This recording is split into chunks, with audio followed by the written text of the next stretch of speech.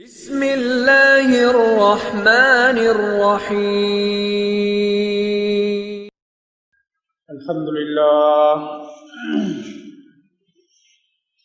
الحمدللہ نحمده ونستعینه ونستغفره ونؤمن به ونتوکل علیہ ونعوذ باللہ من شرور انفسنا ومن سیئات اعمالنا من يهده الله فلا مضل له ومن يضلله فلا هادي له ونشهد أن لا إله إلا الله وحده لا شريك له ونشهد أن سيدنا وسندنا ومولانا محمدا عبده ورسوله أما بعد فقد قال الله تبارك وتعالى في القرآن المجيد والفرقان الحميد أعوذ بالله من الشيطان الرجيم بسم الله الرحمن الرحيم من المؤمنين رجال صدقوا ما عاهدوا الله عليه فمنهم من قضى نحبه ومنهم من ينتظر وما بدلوا تبديلا صدق الله العلي العظيم وبلغنا رسوله النبي الكريم ونحن على ذلك لمن الشاهدين والشاكرين والحمد لله رب العالمين اللهم صل على محمد وعلى آل محمد كما صليت على إبراهيم وعلى آل إبراهيم إنك حميد مجيد اللهم بارك على محمد وعلى آل محمد كما باركت على إبراهيم وعلى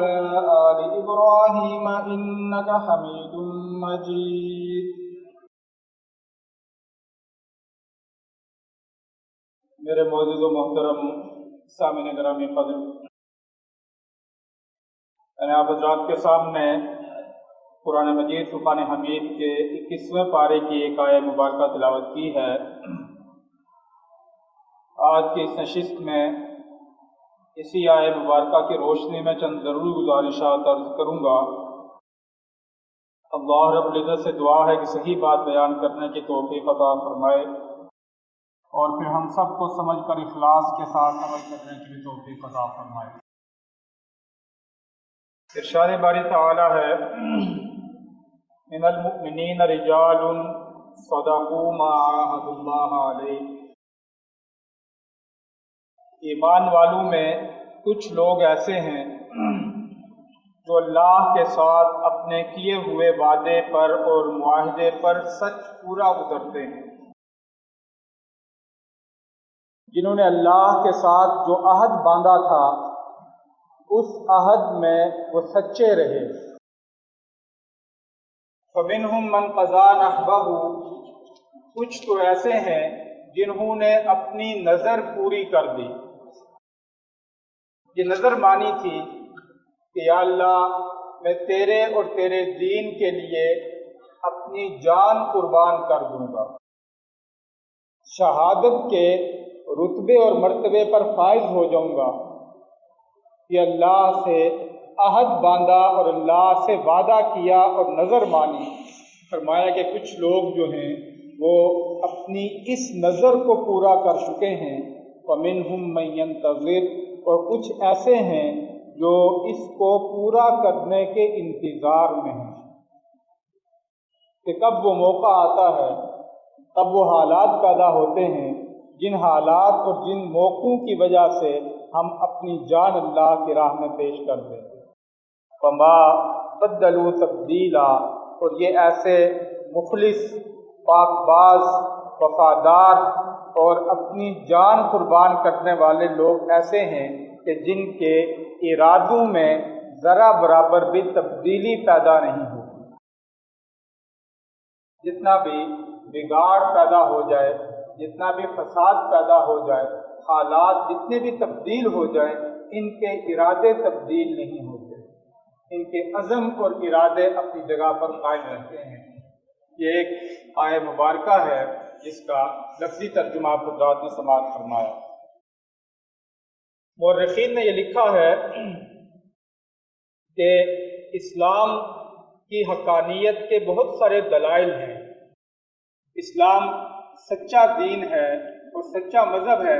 اس کے سچا ہونے کی بہت ساری نشانیاں اور علامات ہیں۔ ان علامات، ان نشانیوں اور ان دلائل میں سے ایک دلیل اور ایک نشانی یہ بھی ہے کہ اللہ نے اس امت میں ہر دور میں ایسے افراد پیدا کیے جن افراد کی اسلام اور مسلمانوں کو ضرورت تھی۔ جس طرح کے رجال، شخصیات، افراد کی امت کو ضرورت تھی، مسلمانوں کو ضرورت تھی، اسلام کو ضرورت تھی، اللہ نے وہ افراد اس امت میں تسلسل سے پیدا کیے۔ ایک نامور، سپہ سالار اور جنگجو کی جس حالات میں ضرورت رہی، اللہ نے ان حالات میں وہ سپہ سالار اور وہ جنگجو اس امت کو عطا کیا۔ جس دور میں عقل، حکمت، دانش، بصیرت رکھنے والے افراد کی ضرورت تھی، اس دور میں اللہ نے امام غزالی اور امام رازی جیسے عقلی دماغ پیدا کیے۔ جس دور میں سیاستدان اور مدبر کی ضرورت تھی، اللہ نے اس دور میں سیاستدان اور مدبر پیدا کیے۔ جس دور میں حدیث کی حفاظت اور اہتمام کے لیے اعلیٰ دماغ رکھنے والے محدثین کی ضرورت تھی، اللہ نے امام بخاری، امام مسلم اور اتنی بڑی بڑی جو حدیث کی شخصیات ہیں انہیں پیدا کیا۔ فرمایا کہ یہ اسلام کی دلیلوں میں سے ایک دلیل ہے کہ اگر اللہ کے ہاں یہ سچا مذہب نہ ہوتا، یہ سچا دین نہ ہوتا، تو اللہ تعالیٰ ہر دور اور زمانے میں وہ افراد پیدا نہ کرتے کہ جن افراد کے ذریعے اس دین کی حفاظت، اس دین کی تقویت اور اس دین کی اشاعت کا اہتمام ہوگا۔ ایسے ایسے تاریخ میں دور گزرے ہیں، حالات گزرے ہیں کہ لکھنے والوں نے لکھا ہے کہ اب اسلام کا دور ختم ہو گیا، اسلام کا زمانہ گزر گیا ہے، اب اسلام اور دین زندہ نہیں ہو سکتا، اب یہ لوگوں میں نہیں پھیل سکتا۔ لیکن اللہ نے وہ فرد پیدا کر دیا جس نے اپنی ایمانی قوت کے ذریعے، اپنی ایمانی طاقت کے ذریعے، اپنی روحانیت کے ذریعے اللہ نے جو خوبیاں، جو صفات عطا فرمائی تھی، ان صفات کے ذریعے اثر نو دین کو پھر سے زندہ کر دیا، جنہیں اس امت کی تاریخ میں مجددین کہا جاتا ہے،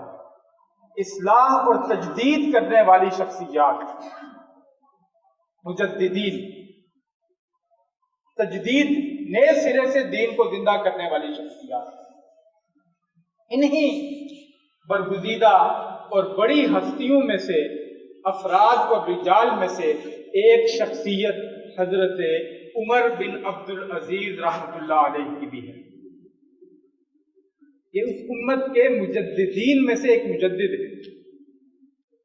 اصلاح کرنے والوں میں سے ایک مصلح ہے، جنہوں نے کوئی زیادہ بڑی عمر نہیں پائی۔ 61 ہجری میں حضرت عمر بن عبد العزیز کی ولادت ہوئی اور 101 ہجری میں ان کا انتقال ہو گیا۔ 40 یا 41 سال کل انہوں نے عمر پائی، 40 یا 41 سال، لیکن ان 40 یا 41 سالوں میں انہوں نے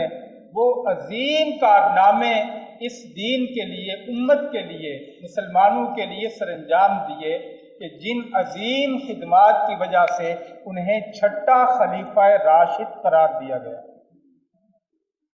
یہ چھٹے خلیفہ راشد ہیں، حضرت ابوبکر،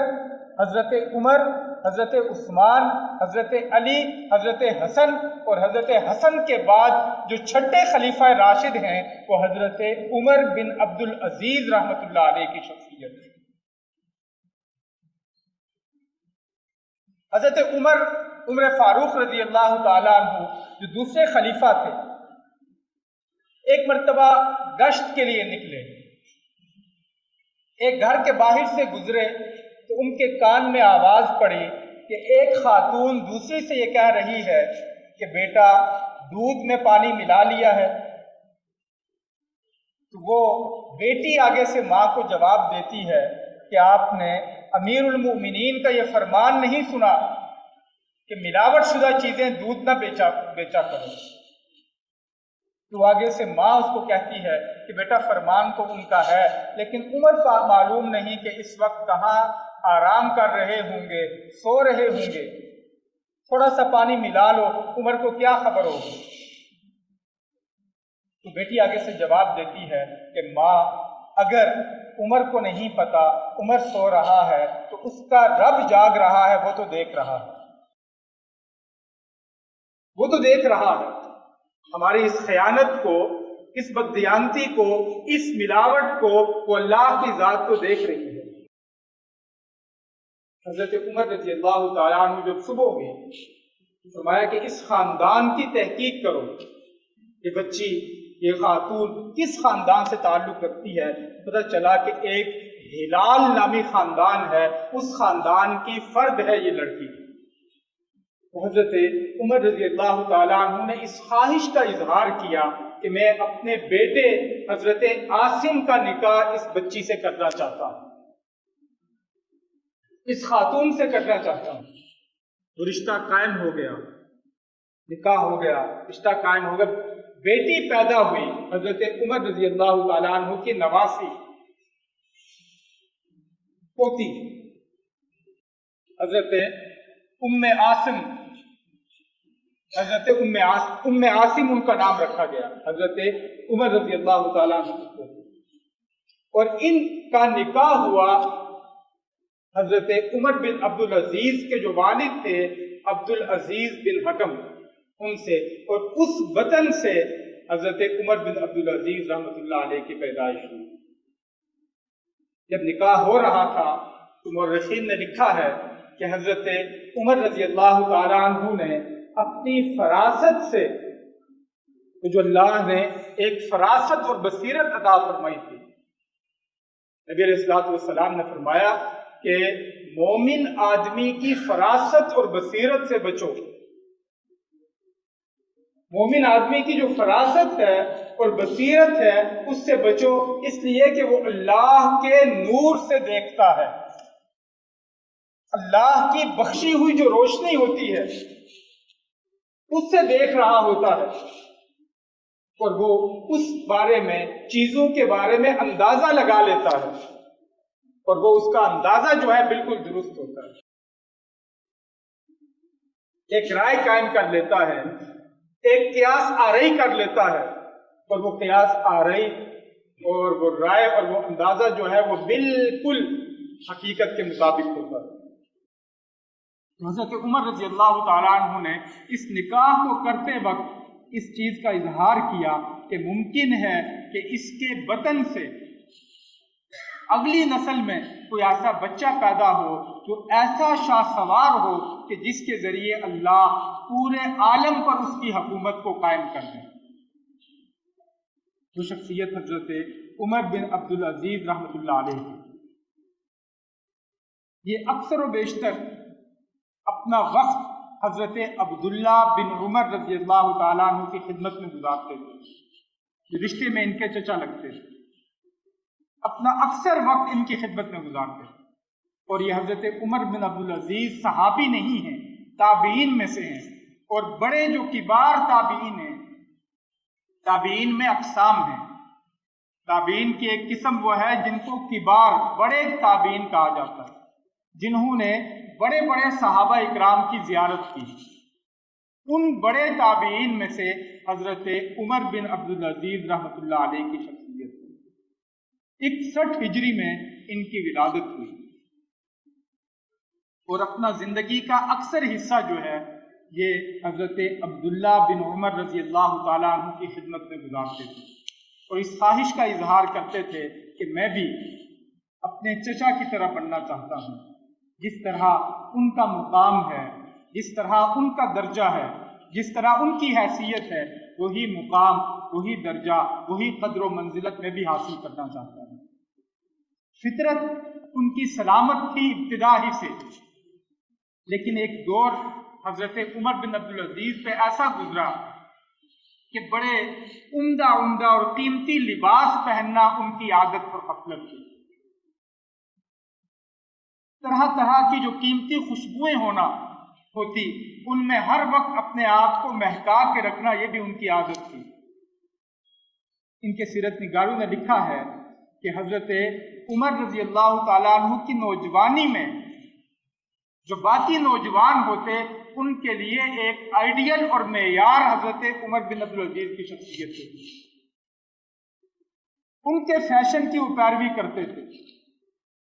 ان کی طرح کا لباس پہننا ان کے لیے فخر کا باعث ہوتا تھا،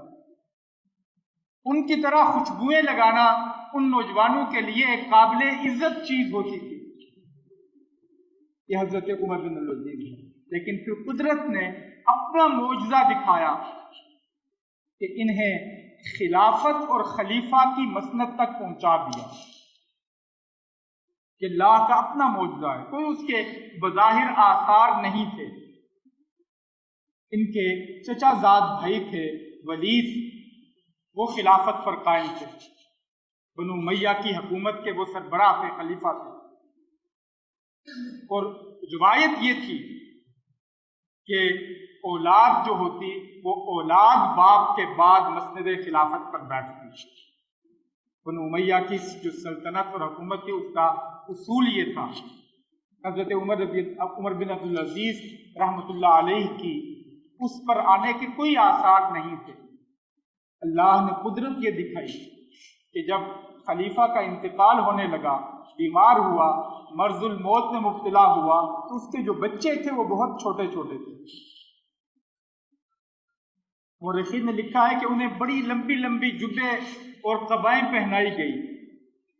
تیر اور نیزے ان کے حوالے کیے گئے، تاکہ لوگوں کی نظر میں اس مسند پر بیٹھنے کے لیے وہ جھچیں نظر آئیں، لیکن لوگوں نے قبول نہ کیا۔ بالآخر مجبور ہو کر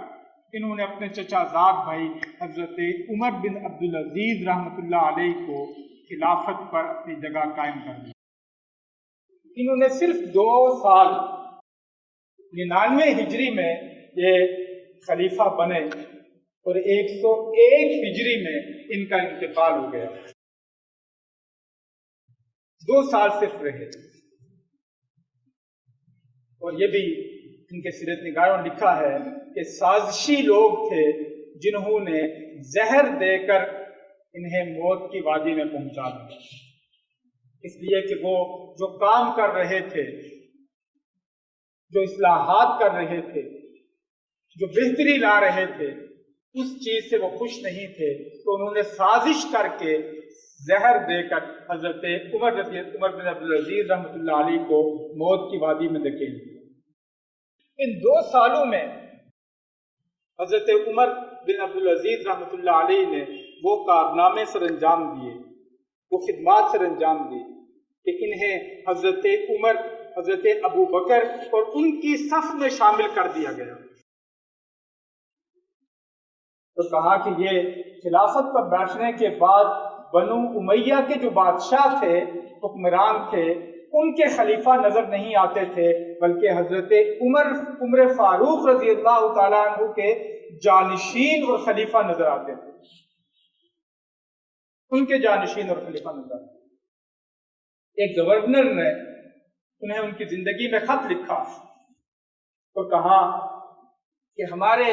اس علاقے میں جہاں میں گورنر ہوں، لوگ بڑی تعداد میں اسلام قبول کر رہے ہیں، اور بڑی تعداد میں اسلام قبول کرنے کی وجہ سے جو آمدن کا ایک بڑا ذریعہ تھا، جزیہ کی صورت میں حاصل ہوتا تھا، جو غیر مسلموں پر نافذ ٹیکس تھا، اس آمدن میں بڑی کمی واقع ہو رہی ہے۔ غیر مسلموں سے جو ٹیکس وصول کیا جاتا ہے، اس ٹیکس کی مد میں بہت کمی آ رہی ہے، لہذا آپ کو ایسا فرمان جاری کریں کہ اسلام قبول کرنے کے معاملے میں، لوگوں کے اسلام قبول کرنے کے معاملے میں کوئی پابندی اور رکاوٹ پیدا ہو جائے، یعنی ان کو اس چیز سے زیادہ دلچسپی نہیں ہے کہ لوگ اسلام میں آ رہے ہیں، بلکہ اس چیز سے زیادہ دلچسپی ہے کہ غیر مسلم رہیں اور ٹیکس دیتے رہیں۔ حضرت عمر بن عبدالعزیز رحمۃ اللہ علیہ کے پاس جب یہ فرمان پہنچا تو اس کو پڑھا تو کہنے لگے، اس کو جواب لکھا اور اس نے صرف ایک جملہ لکھا اور وہ آج تک ان کی سیرت میں کتابوں میں چمک رہا ہے۔ انہوں نے کہا کہ آپ علیہ الصلوۃ والسلام دنیا میں ہادی بنا کر بھیجے گئے تھے، تحصیلدار بنا کر نہیں بھیجے گئے تھے۔ آپ علیہ الصلوۃ والسلام دنیا میں اس لیے آئے تھے کہ ہدایت کا نور بانٹیں، ہدایت کو عام کریں، اس لیے نہیں آئے تھے کہ لوگوں سے ٹیکس اور جزیہ وصول کریں۔ فرمایا کہ اگر سارے غیر مسلم لوگ مسلمان ہو جائیں اور جزیہ اور ٹیکس کی مد میں 1 روپیہ بھی حاصل نہ ہو تو مجھے یہ چیز زیادہ عزیز ہے اس چیز سے کہ میں کوئی ایسی پابندیاں عائد کر لوں جس کی وجہ سے اسلام لانے والوں میں رکاوٹیں پیدا ہو جائیں۔ اسلام اگر کوئی بھی ذریعہ آمدن نہیں رہے گا تو حضرت عمر بن عبدالعزیز نے کہا کہ ہم ہل چلا کر اپنے رزق اور روزی کا انتظام کر لیں گے اور اس چیز پر مطمئن اور خوش رہیں گے کہ اللہ اسلام کو ترقی دے رہے ہیں اور اسلام کی اشاعت ہو رہی ہے، اسلام کو فروغ حاصل ہو رہا ہے۔ اپنی ذاتی زندگی کے معاملے میں جو ان کی احتیاطیں تھیں، جو تقویٰ تھا، جو طہارت تھی، جو پرہیزگاری تھی، چھوٹی چھوٹی معاملات میں اس کے ایسے واقعات ہیں کہ جن کو انسان پڑھتا ہے تو حیرت زدہ رہ جاتا ہے کہ ایسی شخصیت بھی اللہ نے ہمیں تاریخ میں عطا فرمائی۔ ایک افسوسناک واقعہ گزشتہ ہفتے میں ان کے مزار مبارک جو شام میں ہے وہاں پیش آیا۔ حضرت عمر بن عبدالعزیز رحمۃ اللہ علیہ کہ کچھ بدبخت لوگوں نے ان کے مزار پر حملہ کیا، ان کی قبر کو کھودا، ان کی اور ان کی اہلیہ محترمہ کی جو قبر تھی اس قبر کو کھودا اور اپنے اس بغض کا اور حسد کی آگ کو انہوں نے بجھایا۔ مسلمانوں کی صفوں میں مسلمانوں کی شکل و صورت لے کر کچھ ایسے عناصر پیدا ہو چکے ہیں کہ جن سے نہ مسلمانوں کی عبادت گاہیں محفوظ ہیں، نہ مقدس مقامات محفوظ ہیں، نہ مقدس شخصیات محفوظ ہیں، اور نہ قبریں محفوظ ہیں، اور نہ قبروں میں مدفون لوگ ان سے محفوظ ہیں۔ کہ جو آگ ان علاقوں میں بھڑکائی گئی، شام میں، عراق میں،